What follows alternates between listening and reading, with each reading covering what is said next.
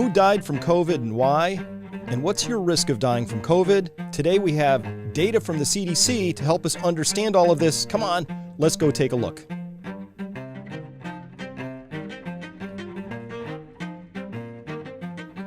Hello everyone, Dr. Chris Martenson here with another episode for you. Today is really interesting. We've got some fascinating data from the CDC of all places where they looked at millions and millions of hospitalized patients, sifted through the data and answered the question, well, who really got sick and who died and why?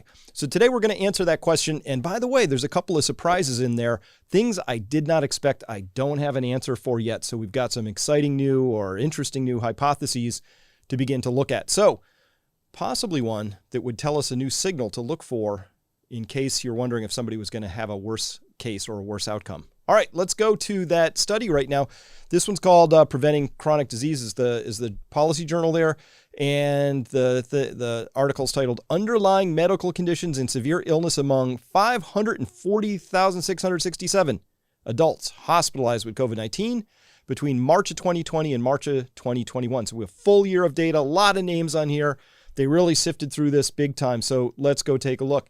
And let's go right to the conclusions, the results they had. So there were 4.8 million, I'm going to get my drawing tool out here, 4.8 million hospitalized patients over here. Where am I going? There I am.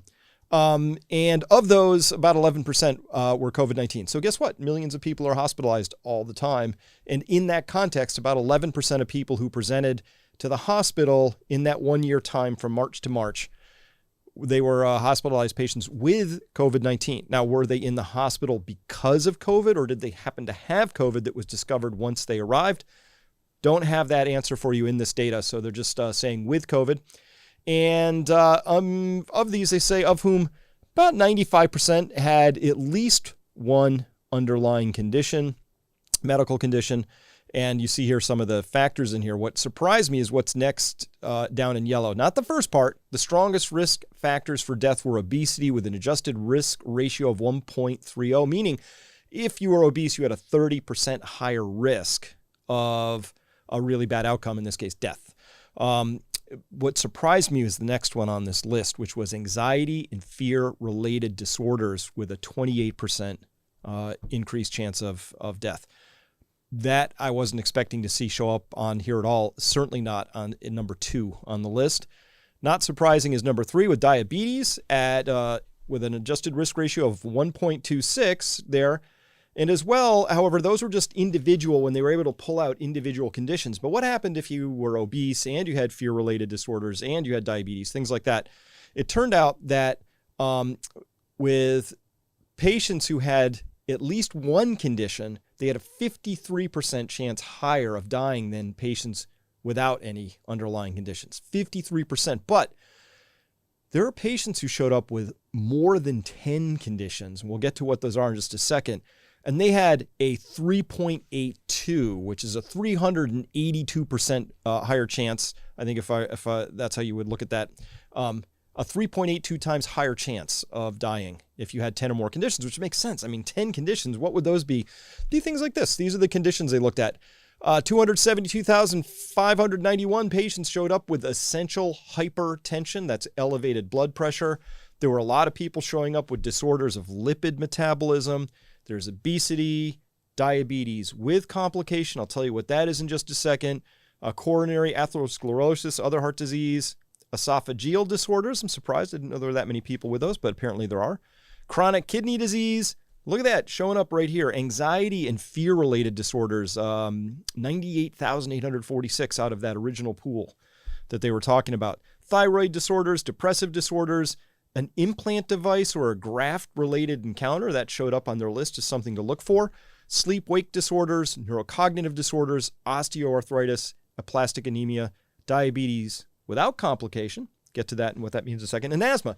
So these were all the underlying medical conditions that really showed up. What surprised me was not just the anxiety and fear-related disorders showing up as a high risk factor for death, but that some of these showed up as not being actually relevant at all, that there was no additional risk. So let's go to that. But first, I want to make sure we have a really clear understanding of what some of these conditions are. You're going to see some of these terms appear. One of them, aplastic anemia. Anemia, of course, relating to the blood. And it's a condition that occurs when your body stops producing enough new blood cells, aplastic anemia. And the condition leaves you fatigued, more prone to infections, maybe uncontrolled bleeding. It's a rare and serious condition. Aplastic anemia can develop at any age. So guess what? If you have that as a comorbidity, not a good thing. And it makes sense, right? Because we know that COVID is fundamentally a disorder of the blood in many respects. It causes clotting. And of course, you need a well-functioning immune system, which in large measure is operating through your blood system to help fight things off. So not surprised for that, but I just wanted you to know what aplastic anemia meant when we see it. Diabetes with complications includes any of these other things. Like you might have diabetes and a complicating factor could be cardiovascular disease or nerve damage, that neuropathy, the tingling, the numbness. You might have kidney damage, that nephropathy, eye damage, the retinopathy, foot damage, skin conditions, hearing impairment, Alzheimer's disease. Those would be, if you had that diabetes with one or more of those things, you have a complicated course of diabetes. It's, as compared to uncomplicated diabetes. Anxiety and fear disorders are things like general anxiety disorder, OCD, panic disorder, PTSD, social phobia, all things sort of related to an anxiety condition and or other neurocognitive sort of maladaptions that are listed here and some other ones. And then you'll also see this term bronchiectasis here, a long-term condition where the airways of the lungs become abnormally widened, leading to a buildup of excess mucus that can make the lungs more vulnerable to infection. So it's a thing that was correlated because, as we find out here, let me come down. Oh, I've got these slides slightly out of order. We'll go here first. Yeah. So here's a big table. Let me go through the table with you so we understand it. So thanks, Livia. Full frame on that. It's going to help. So this is table 2 out of this report from the CDC. It's adjusted risk ratios, and they're looking at 3 different levels here. 1, did it result in death? 2, this is invasive mechanical ventilation. That's called going on the ventilator. And or ICU admission. And of course, this is sort of going from worst to, bad to least bad. ICU admission being the least bad out of these 3 outcomes here, because you can go to the ICU and not get put on a ventilator. So what showed up here, though, is when they were teasing through this data and they said, hey, what gave a higher risk of death or IMV, invasive mechanical ventilation, or ICU admission? Number 1, obesity. So we're looking down this list here and we see obesity here, anxiety, diabetes with complication, chronic kidney disease, neurocognitive disorders, chronic obstructive pulmonary disease and bronchiectasis, aplastic anemia, and coronary atherosclerosis. Atherosclerosis is that hardening of the arteries. They also had thyroid disorders on here. I didn't make them yellow because this 1.04 is not, it's a little bit of a risk factor, but okay, we'll keep it on there. But really these top 8 had much stronger signals here. And that was for death. So you can see here, ordinal ranking here from top to bottom led to more death. It gets a little bit messier when we look at invasive mechanical ventilation, but it's more or less an ordinal ranking. There's a few things out of sequence there. So aplastic anemia had a much higher chance, for instance, of giving you invasive mechanical ventilation than neurocognitive disorders, which had a 1.0, which if you had a neurocognitive disorder, didn't lead to any additional risk of you going on IMV. And same thing over here for ICU admission. We can see what the chances are here. But by the way, these are much lower numbers. Notice this is 1.16 as compared to 1.30, 1.14 compared to 1.28. So there was less of an association with whether or not you went to the ICU. All right, so these are the worst comorbidities. What was surprising about this to me, though, was this table, which is showing that these are a bunch of comorbidities here that had a lower risk or a non-significant difference in the risk of death or IMV or ICU admission. And so just look at this. This really surprised me. I did not expect this. So over here, we're looking at diabetes without complication. Again, we drew that distinction. 0.94, there was a lower risk of death if you had diabetes without complication. a lower risk of ending up with mechanical ventilation, and about almost a 1.98 equal risk of ending up in an ICU admission. So no different than if you didn't have diabetes without complication. You had no comorbidities or you had diabetes without complication. Really no big difference. Super surprising to me. Essential hypertension, because we were really focused on this early on as a comorbidity that was probably going to be bad. The idea was that hypertension, fundamentally, you have a disruption in your vascular system, and we know that COVID is largely a vascular disease in many respects. So to find out that essential hypertension only had a 0.92%, 0.92 means there was an 8% better chance of surviving or not dying if you had hypertension than if you didn't. That's how the data came out. Look at this, a full 10% reduction over here, closing in on here on the restricted model, as they call it. What else? Disorders of lipid metabolism. Remember, that's like one of the largest things that people are showing up. Lots of people have that, but it's showing up with a much lower chance over here of death. And so if a disorder of lipid metabolism is including people in that cohort who are maybe taking statins, right? The statins like Lipitor, things like that. We now have data that's come in, early clinical trial data and other pieces that say that maybe the statins are somewhat protective. So maybe that explains this a little bit. Sleep-wake disorders, 0.94%, so a 6% better chance. Esophageal disorders, a 4% better chance of not dying.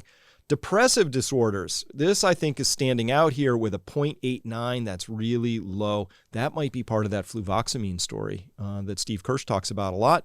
It could be that 11% of people were on fluvoxamine or something, and somehow that impacted the death statistics here. Osteoarthritis, didn't show up. Implants, so if you have a cochlear implant or a graft-related encounter, nothing. But surprisingly too, asthma, not showing up. So again, hundreds and hundreds of thousands, over 500,000 observations. So this is a really big, really robust data set. So by the way, the good news in this, if you have any of these comorbidities, this data says you can take whatever fear you had and dial it way down, because it's just not showing up here as a cofactor for anything bad, IMV, ICU admission, and or death.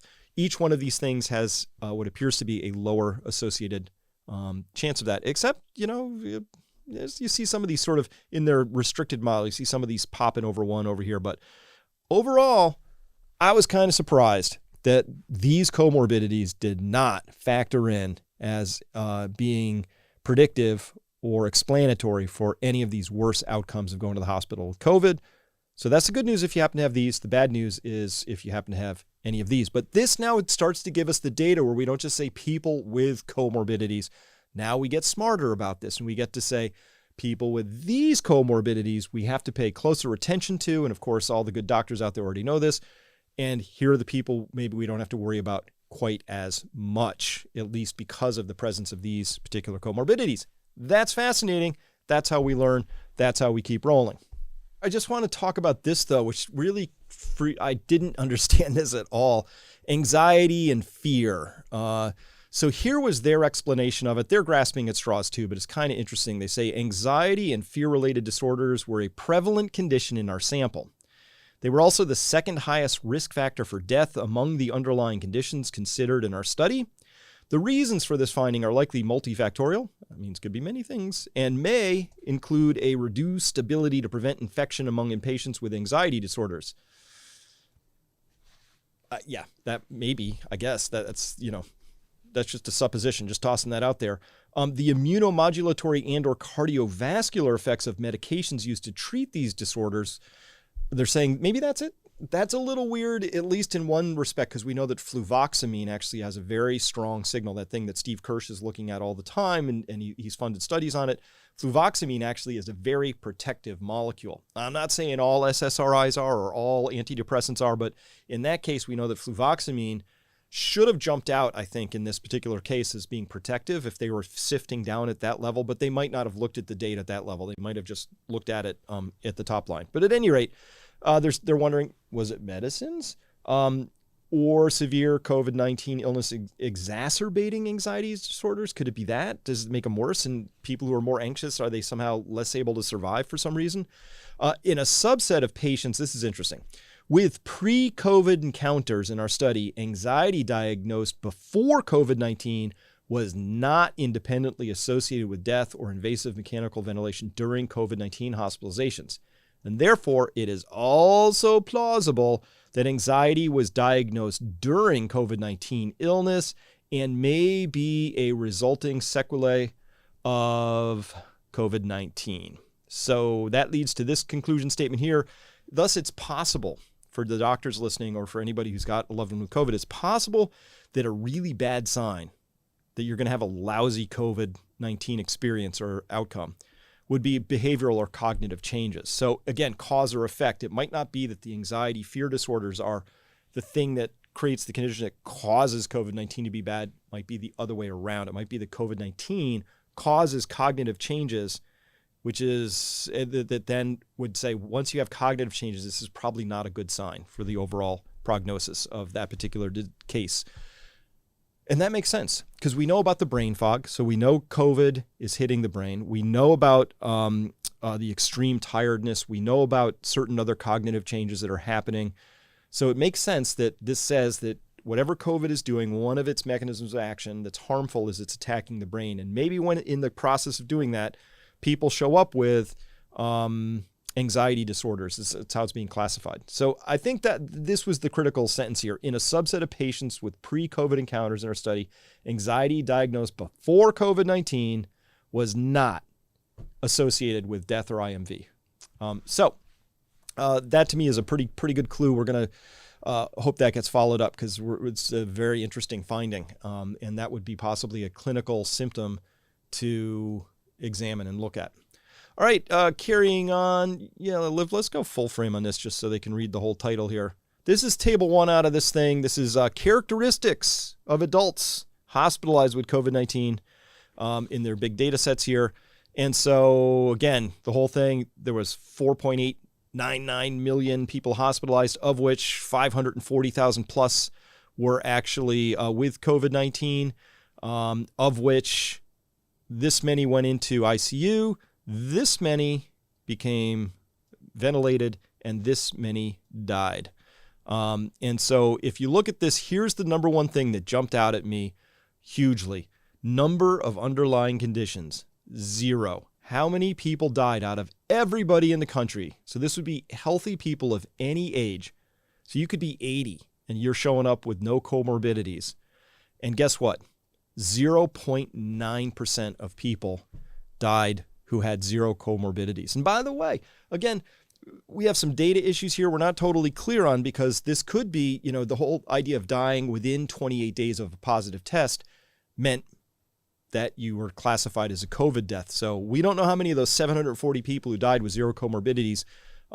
What really we need more data. We need each one of those would have to be looked at, and we'd have to ask, like, if any of those 740 had 3 bullets in the chest or had just fallen off their motorcycle, I would not want them included in this table as having died of COVID. But anyway, that's another issue for another day. Now, as we go down, we find out that if you had just one comorbidity, well, now you had a 2.6% chance of showing up if you had presented to the hospital, a 2.6% chance of having that progress, had died, right? So, that's 2.6% out of everybody who died. You didn't have a 2.6% chance of dying. But if you were among the dead, only 2.6% of them had one morbidity. 2 to 5 morbidities. Now we're up to 32%.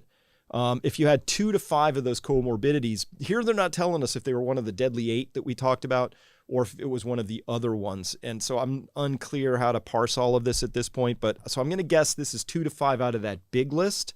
I'm going to bet if they went down further and said, and maybe they did and I just missed that table, but if you went down further and said, hey, we're only going to look at people who had multiples of these bad comorbidities, right? Again, that was people with diabetes with complication, anxiety disorders, If you looked at those people, I would bet you would see a different sort of a statistic because this is everybody. This is the whole data set right here. But look at this. If you had 6 to 10 comorbidities, you were 39% of the total deaths that were recorded. And there are people who are showing up with more than 10 comorbidities, and they are fully 25% of all the people who died. So if we just said how many people died who had 6 or more comorbidities, the answer is 39.1 plus 25.1, which gives us 44.2, 54.2, 64.2. Yeah, I finally got there. I triangulated in. 64, Chris, yes. Yes, thank you. 64.2. So let's round up. Let's call that 2/3. 2/3 of everybody who died from COVID in this data sample had 6 or more comorbidities. I'm going to have to guess that we might, if we were going to use a label, we would say these are fundamentally unhealthy people, right? So that's interesting. And also interesting, really fascinating off this table, 58.9% of people who died were dudes. It was males. So vastly more males are dying than females, which is interesting because down in Brazil, they ran this study months ago that I saw COVID-19 Crusher on Twitter pulled up, and it's called, they were using a drug called proxalutamide, which inhibits the male testosterone pathway. And so it turns out that proxalutamide has a very, very strong protective effect in both men and women. So there's something here too, some other clues about how COVID is interacting with that pathway, which is, and I don't even pretend to know what the mechanism is. I'm just telling you, it's kind of interesting that more men died, and that when you use a male androgen blocking substance, more people survive. Make of that what you will, but this is a pretty astonishing thing. I remember we were talking, Olivia, it was way back, it was real early, probably 2 months into the whole thing in 2020, and the Chinese were reporting more men were dying, and we reported that, and then there was a lot of brouhaha, and people said you can't say that, it's not appropriate, and then we had misleading statistics out of the CDC even saying that's not true. Turns out it is true. Looks like the data supporting that from that initial report from the first 2 months. Yep. But what was number one on this list? Number one, of course, obesity. So let's talk about obesity really quick. What do we mean by obesity? It's a well-defined term. Use this thing called the body mass index, the BMI. This shows you here, based on what height you are from 5'0" to 6'4", and across some weights in pounds from 130 here and progressing on out to 390 going this way. This is your BMI cutoff number right here is at the 30 mark. So obese clocks in at 30, which is this little line coming right down through here, right? So to find out if somebody is obese or not, you would look at their height against whatever weight they are. So in this case, if I took somebody who's 5'7", we would have to come all the way out here to this 30 and on here on up to 190 pounds. So if you're 5'7", 190, you're clocking at that number at BMI of 30. Now, what would be really interesting would be to go further than this, because that's a line you could draw. You could say anything over 30 is obese. But wouldn't it be interesting to actually know the BMIs against the death statistics? Because I bet you it's not just binary. Like once you're at 30, it's like now you're in this bad category. I'll bet you that somebody who's at 40 is different than at 30. Just a guess, but I'd put money on that. So at any rate, this is the table here. They didn't tell us if they were looking at morbidly obese people, which is anybody over 40. They just classified everybody in this study as having obesity or not. So again, I'd like to see a little more parsing through that. Guess would be that the more obese you are, the worse the outcome. Now, the reason I care about this is because there's a huge push on right now. Everybody's got to get vaccinated. It's a public health thing. Everybody's worried about this. There's a lot of fear and anxiety, uncertainty, doubt going on. And the idea is we want public health, but our health authorities don't care about public health. We already know this. This has been established. If they did, they would be telling us about vitamin D and Duizabin 1 and Duizabin 2 and other ways of preparing our terrain. They would, and they're not doing that. As well, there's this really weird thing going on in the United States where they're normalizing obesity. This is from a New York Times article here. It says obese but healthy, right? And, I wonder if, do they want to qualify that against this table at any point in time? Maybe, maybe that article was written before this all came out, but here's some Cosmo covers from February. This is healthy, they're saying here. And this is not healthy. This is clearly not healthy for COVID for sure, but I mean, just in general, there's no, I'm calling this medical misinformation. Like these people ought to have their blue check mark yanked, and Twitter ought to ban them because this is not accurate. This is absolutely, I don't know any medical way to justify this particular stance right here. So at any rate, it was so bad that Babylon Bee, of course, is a satire outfit, and they mocked up a Men's Health thing. Babylon Bee, they just nailed it again. Look at this. You get nachos on page 24. Rethinking fitness and cis male heteronormative standards of health. And you're perfect the way you are. All of that stuff. 10 ways to feel better about yourself without exercising. So they're just lampooning these other article covers here. I think they did a good job at it because it's not, I don't even understand this attempt to normalize what's clearly not healthy. So at any rate, moving on. You know what matters the most when it comes to chance of dying from COVID? Age. So we've run through this before. This is a log chart. So here I'm going to present a second chart after this, which is a slightly different statistic, but it's the same chart. So a log chart means that this is a factor of 10 every time we go up from 0.001 to 0.001 to 0.01 to 1. So there is a 0.1% chance of dying from COVID if you happen to be this old. But that's across the whole population. It's just, this isn't saying if you had COVID, what's your chance of dying? I'm going to present that data next. This is just saying across everybody who's 80 years of age, what is your death rate from COVID, and what role does age play in that? So when you see a straight line on a log chart like these are, and they're perfectly straight lines, it tells you that there is an exponentially increasing chance of dying based on your age. And what's the doubling time in this case? 4.82 means that for every 4.82 years, the chance of dying from COVID doubles. And that was for the data that they took from up to April 20th. And then they took different data from May 4th to June 30th. And they found out that the doubling time was 5.48. So that line's a little bit flatter. It takes a little bit longer to get to a doubling time, but also notice that line is a lot lower. So there's a number of reasons that we might see a lower line. One, there could be actual natural immunity showing up in the population. There could be vaccine-related immunity. There could be the virus itself could be losing its viralness, right? Its actual lethality could be going down. There's a lot of things that could be impacting that, but it's kind of cool that they noted that the line, which was a lot higher in April, and that blue line dropped down a little bit later in this data series. All right, Livio, we'll go full screen on this one because I got to show this next chart. Don't want to cut it off. This is looking at COVID-19 case fatality rate by age. First thing that's of note, first thing that's really cool is guess what? Age all by itself. General mortality rate is also a straight linear line by age.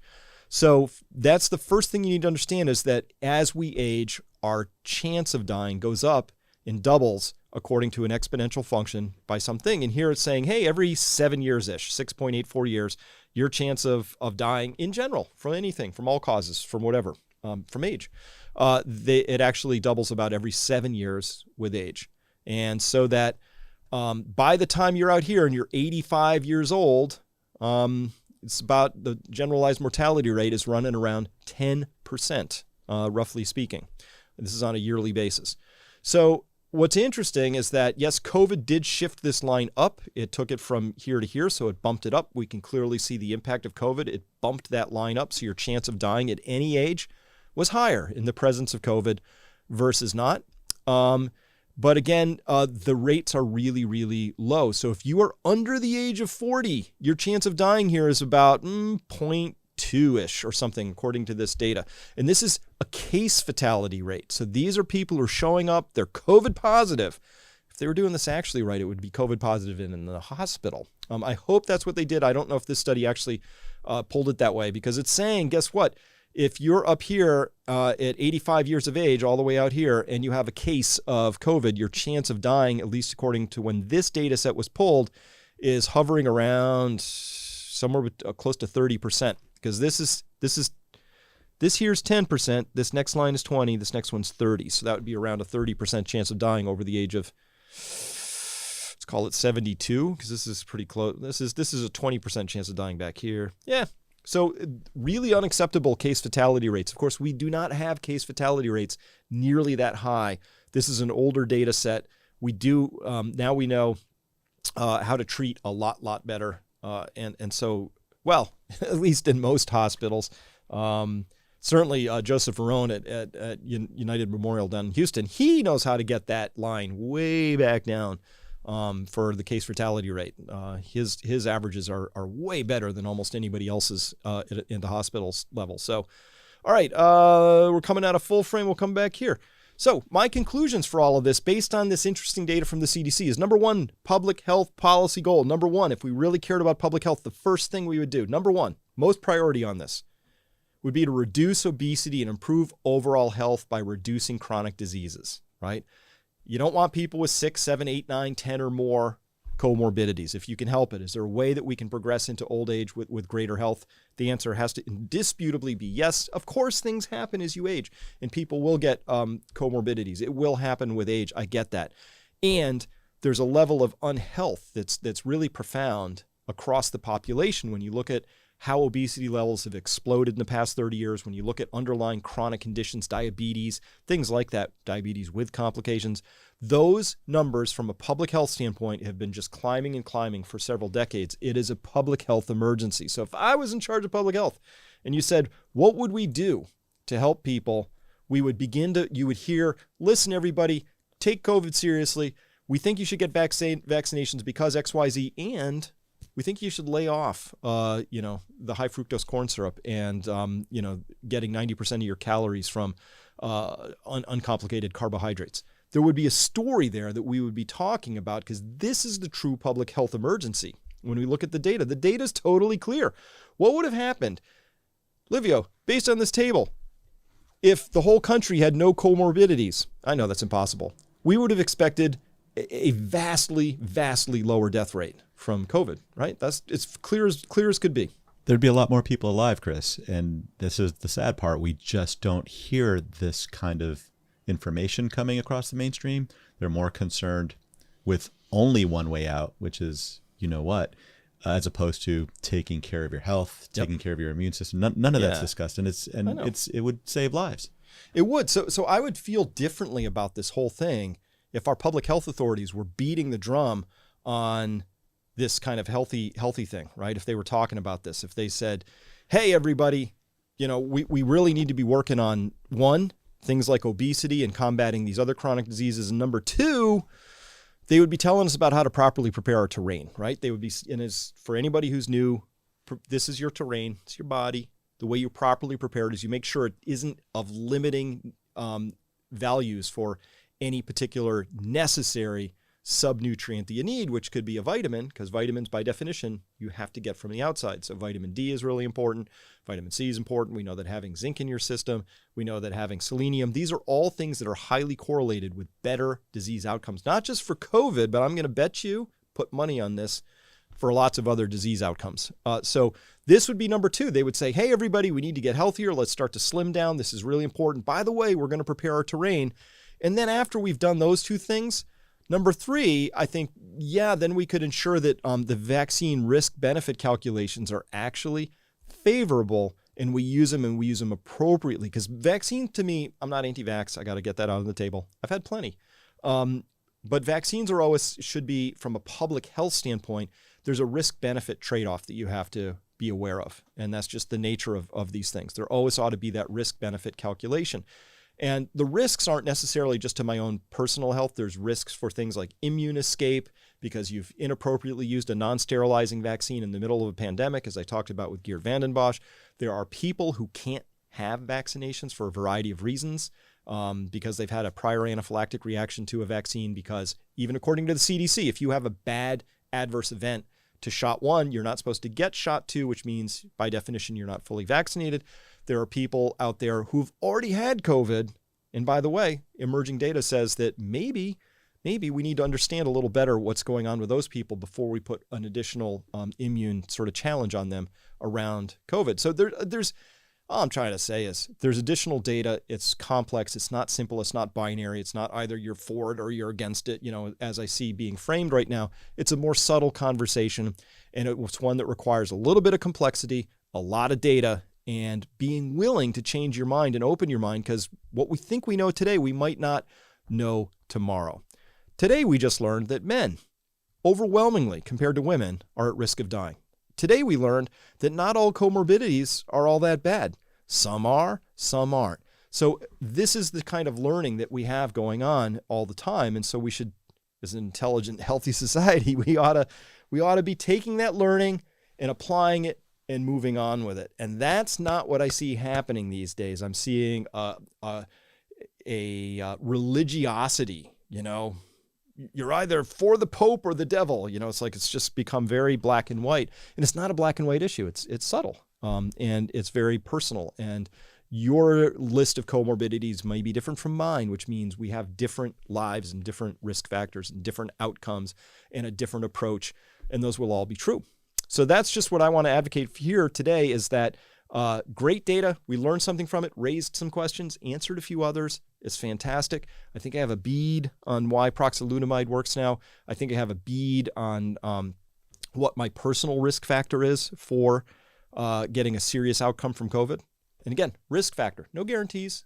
If my risk factor is low, I could still, flame out and die from this. Or I could have tons of risk factors, skate right through and not even have any issues. So it's just a risk factor.